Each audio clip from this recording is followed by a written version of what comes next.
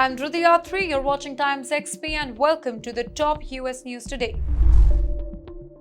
If you are an Indian or international student who's planning to study or work in the United States, it's super important to know that getting a US visa is getting tougher these days. With Donald Trump's stricter immigration and visa rules, the US government is paying more attention to your social media accounts when you apply for a visa. So, what does that mean for you? It means that you should clean up your online presence to avoid any problem. The question: why does social media matters to your US visa? Well, the US government now often checks applicants' social media profiles like Facebook, Instagram, Twitter, and LinkedIn to make sure that everything looks good. They want to see if you are trustworthy, law-abiding, and won't cause any issue after coming to the US. If your posts, your pictures, your comments show anything suspicious like hate speech, extremist views, or even something that can be misunderstood, your visa might get rejected. The second question: what does Indian and international students usually miss? Well, many students don't realize that things that they post online can actually hurt their visa chances. It could be anything: jokes or comments about politics that can be seen offensive, pictures or videos showing illegal activities, sharing controversial or sensitive opinion, posts about protests or political events that can be misunderstood. Since the US has become more strict, specifically since Trump is back in the office, visa officers take these things very seriously. And the last question: how can you fix your social media before applying? Here's a simple checklist to help you clean your accounts. First of all, review your post. Go through your Facebook, Instagram, Twitter, or any other account that you have. Delete any posts, photos, or videos that might be controversial or misunderstood. Secondly, privacy setting. Make your accounts private if possible, so only your friends can see your posts. Thirdly, remove sensitive connection. Unfriend or unfollow any group or any page that promote violence, hate, or illegal activities. And also be very careful with future posts. Avoid posting anything political or controversial until after your visa process is done. And also update your profile info. Make sure that your profile looks professional and honest. Include accurate education and job details. Also check your tagged photos. Sometimes friends tag you in a photo that you don't want to be associated with. Please remove tags if needed. Well, many Indian students have reported their visa interviews, including questions about their social media accounts. The US State Department has officially said that they screen social media to better understand visa applicants. According to recent data, the number of Indian students getting US study permit has been fluctuating because of stricter immigration rules. This trend is not just for Indian students but all the international applicants from countries like China, Nigeria, and others. You know why does this matter so much? Because your online presence tells a story about who you are. The US wants to make sure that they welcome people who will follow their law, fit into their society. Social media is a window to your personality, so it's better to keep it clean and professional. Eating with hands. Some people in the West might think that it's strange or even gross. But for Indians, it's a proud, traditional way to enjoy food. Let's understand why eating with hands is so important in Indian culture and also why some people misunderstand it because of racism and lack of knowledge. Eating with hands is not just about how we eat. It's about connecting our food. When you use your fingers, you feel the texture and temperature, making the meal more enjoyable. Studies even show that eating with hands can actually improve digestion because it helps release enzymes in the saliva that starts breaking down food early. In India, eating with hands has become a tradition for thousands of years. It's a respectful and mindful way to eat. Many Indian dishes like rice and curry, roti and dosa are made to be eaten this way. Using your hands is a part of a taste and experience. But sadly, some people in the West, including the US, UK, or Canada, view this tradition unfairly. There have been reports and surveys showing that Indians sometimes face rude comments or discriminations just because they eat with their hands. For example, A study in 2021 found that nearly 40% of Indians living abroad experience cultural bias or were judged for eating with hands. People often wrongly associate eating with hands with being unclean or uncivilized, which is simply not true. This kind of misunderstanding is rooted in stereotypes and racism. Indian food culture is rich and respectful, and eating with hands is a way of honoring that culture. It's very important to challenge these stereotypes and celebrate the diversity of eating habits worldwide. So, when somebody says eating with hands is gross, remember it's a century old tradition filled with meaning and respect. Indian eats with their hands to connect, enjoy, and honor their food, a beautiful tradition that deserves respect and not judgment. A major problem is now worrying thousands of Indian students in the United States. Many students who are part of OPT, Optional Practical Training Program, has received letters from the US immigration authorities saying that they may be deported.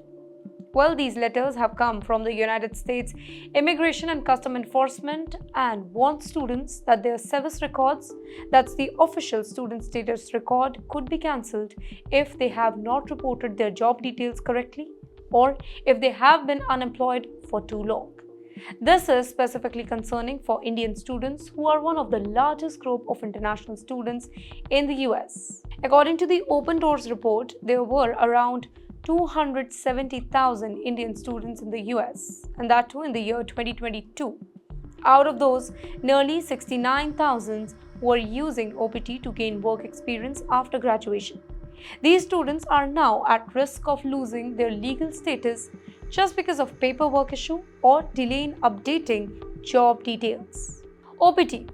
It allows international students to work in the US for up to 12 months after finishing their studies, and those in STEM, that is science, technology, engineering, or math, these fields can get a 24-month extension. However, there are strict rules. Students are only allowed to be unemployed for next 90 days during regular OPT and extra 60 days during the STEM OPT extension. If students do not report their job information within 10 days of any change, such as getting a new job, losing a job, or switching job location, their record may show as unemployed, which can lead to trouble. Immigration lawyers say that this particular rule was always there, but now it is being enforced much more strictly. In the past, minor delays didn't usually lead to big troubles. But under Trump administration's stricter immigration policies, many of which seem to be returning now, officials are being less forgiving. If there is no employer listed in the student service record, the system assumes that they are unemployed. And if the allotted unemployment days are exceeded, the ICE may start deporting proceedings. Well, the warning letter that students are receiving now are very similar to the ones that they were sent out in 2020 during Trump's earlier term. Legal experts believe that this shows a renewed focus on enforcement. These letters warn students to fix the problem within 15 days or face serious immigration consequences. Designated school officials, the people at universities responsible for managing students' immigration record, are also under a lot of pressure. Sometimes the delay in updating records is not even the student's fault, but happens due to delays by the school. While the US immigration agencies have in some cases fixed the record when mistakes are actually found over there, the process is not always easy or quick. But to help prevent more students getting into the trouble, student advisors and legal experts are recommending strong steps. One major organization for international students told the DSOs to closely watch students who are very close to their unemployment limit and remind them to keep their employment record up to date. Students are being told to log into service portal regularly and talk to their DSOs to make sure that all their job details are actually correct. Immigration lawyers are also advising students who are close to their 90-day unemployment limit to act fast. Some options include enrolling in another academic program to maintain legal status, applying for a tourist visa to stay temporarily, or leaving the US before their legal status ends. It's also very important for students to keep a record of all the work that they have done, who they have worked for, when they have worked, how many hours they have worked, and who supervised them. These records can be very helpful if the students need to prove their cases later on and apply for a new visa. At the end, this situation is a wake-up call for Indian students and their families. It shows how important it is to follow the immigration rules very carefully. Many people think that once they have lived in the United States for many years, applying for citizenship is a routine process. But if somebody hides information about a past crime, no matter how long you have been, it can backfire badly. A recent case proves this, where an immigrant originally from Bhutan went to the US Citizenship and Immigration Services office in Ohio to apply for American citizenship. What he didn't expect was to be arrested and sent straight for deportation instead. When the man submitted his application, he failed to mention a criminal case from his past. But during the background check, the United States officials discovered that there was an active arrest warrant for him in the state of Texas. As required by the law, the US officers immediately informed federal law enforcement, and the man was taken into the custody. He was transferred to Texas, where he will face the original criminal charges. Now, because he gave false information by not revealing his criminal history, he now faces deportation too. US immigration law is very strict when it comes to background checks for citizenship.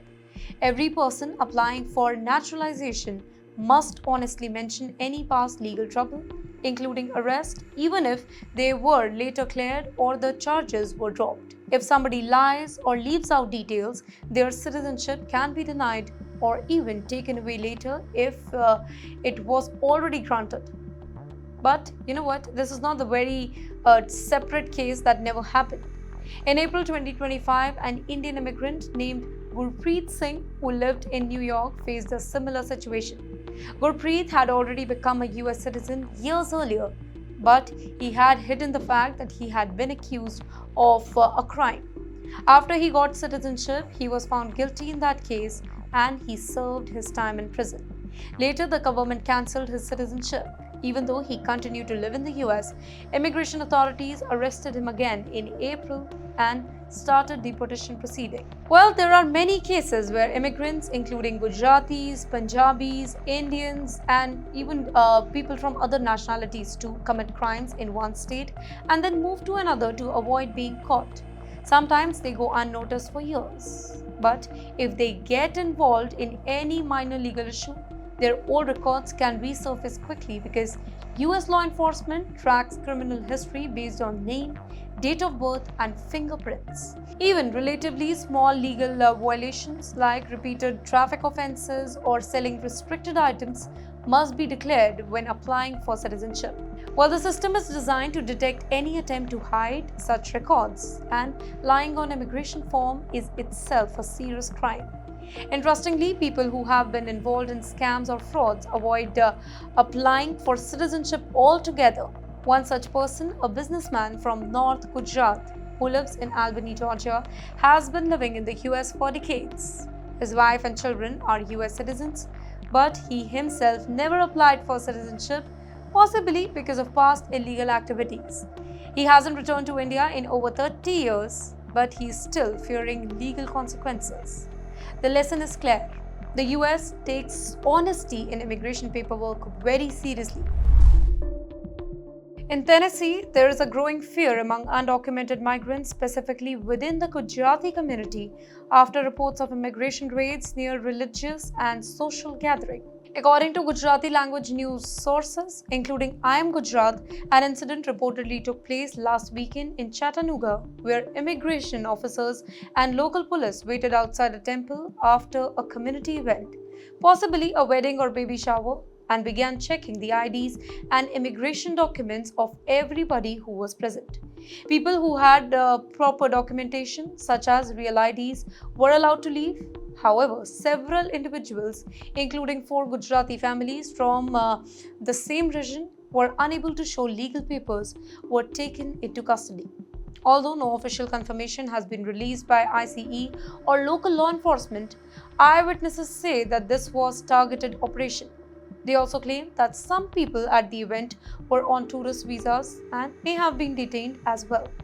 In recent weeks, many temples across Tennessee have reportedly cancelled public programs, fearing that such gatherings might be used to conduct immigration checks. Community members believe that this atmosphere has worsened since President Donald Trump's visit to the state. Local residents say that Tennessee has seen a rise in road checkpoints and unmarked cars carrying immigration officers, making it harder for undocumented individuals to recognize or avoid them. On the very first week of May alone, about 100 undocumented people were arrested in Nashville. Witnesses claim that many of them were stopped just because for looking like South Asians and were then questioned about their immigration status. Gujaratis living in the state say that anyone who does not have a social security number, work permit, or real IDs should avoid going to public events, specifically on weekends when the police presence is high. They also warn against driving until and unless it is absolutely necessary.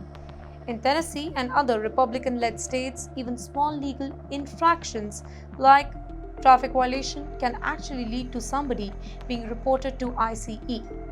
In recent months, there have been several cases of Gujaratis being arrested, and after that, they are handed over to immigration authorities.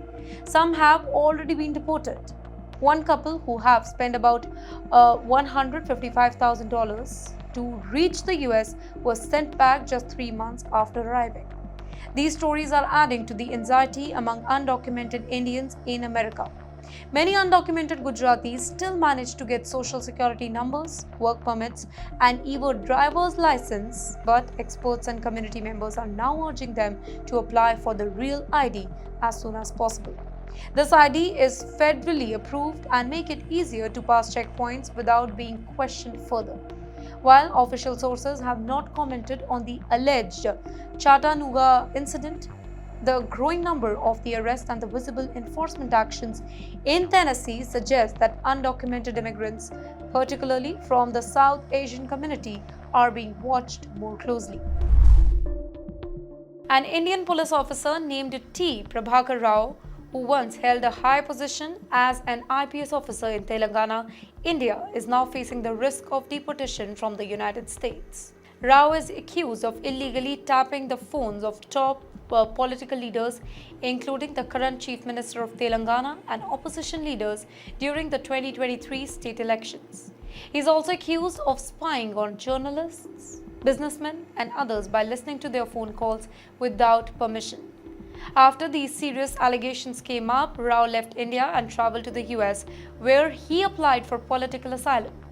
He claims that he is being targeted unfairly by the Congress government in Telangana and that the charges against him are politically motivated. But the Telangana police have informed the US authorities about the case and they are now trying to bring him back. They even told the US Embassy that his Indian passport has been cancelled, which means that he is now officially an illegal immigrant in the United States. On the top of that, Interpol has also issued a red corner notice against him, which is a global alert for wanted criminals. Although the case was filed in March 2024, Rao fled India through Chennai before he could be arrested. He also tried to get anticipatory bail from the Telangana High Court in India, hoping that the court would promise not to arrest him if he returned. But the court denied his request, making it more likely that he'll remain in the US for now. In the meantime, American authorities cannot deport him immediately because his asylum case is still being reviewed. According to the US law, anybody who applies for asylum must be given a chance to prove their case, specifically if they claim that they are being targeted for political reasons. But yes, we cannot ignore the fact that this is not the very first time when somebody has fled to the US just to avoid legal trouble in India. But this case is special because Prabhakar Rao is the first known IPS officer to seek asylum. Interestingly, many people from places like Gujarat have moved to the US after being involved in scams. But in many of those cases, no police reports were filed, so they were not pursued. This situation becomes even more complicated when we look at the similar cases.